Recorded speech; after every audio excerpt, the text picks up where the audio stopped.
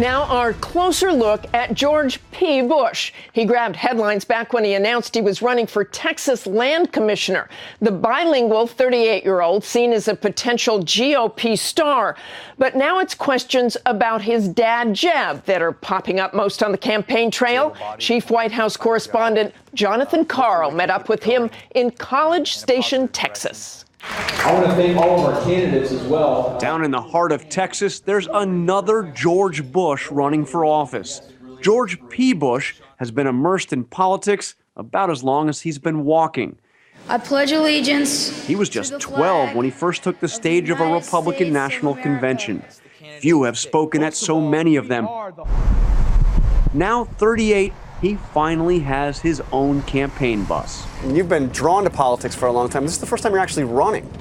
That's right. You know, until you put your name on the side of a bus or a placard or on the ballot, it's a different level of sacrifice, and it's one that I take very seriously. Now he's running to be Texas Land Commissioner. But on the stump, his focus goes beyond Texas. This president is the one leading the door on women. And this Bush, whose mother is from Mexico, says he wants to broaden the Republican Party appeal to Hispanics and to young people, and to moderates too. Does that mean being pragmatic? Does that mean being willing to compromise with Democrats? I think it's all of the above. At least in Texas, we work with Democrats. We work with Republicans of all stripes to make our state move forward. As land commissioner, he'll oversee millions of acres of oil and natural gas reserves.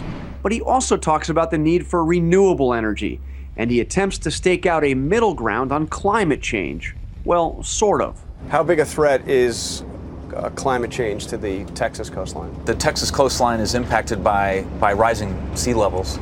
And again, the question is whether or not that's man-made, and I'll leave that to the scientists.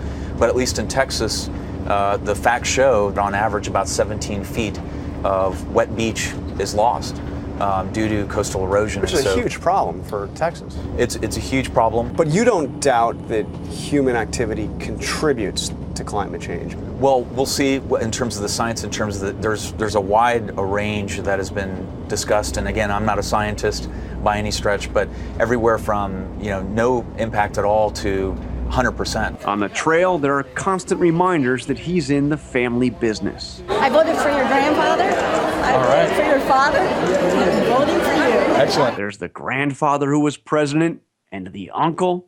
And listen to what he told us about his father. So is your dad going to run for president? I think he's still assessing it. Do you think it's more than 50%, less than 50%? I think that it's more than likely that he's giving this a serious thought and moving forward. More than likely that he'll run? That he'll run. If you had asked me a few years back, I would have said it was less likely. So the family will be behind him 100%? The family will be behind him 100% if he decides to do it. What about George P. himself?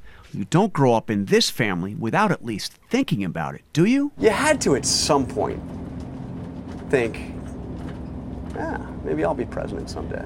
No, I haven't. I mean, even I've had that thought. I mean, I even had my cabinet picked out, I think, when I was a teenager. So you never once thought about the possibility of being president? I thought about service, but I never really understood how it would manifest itself. I guess we'll have to take his word on that. For this week, Jonathan Karl, ABC News, College Station, Texas.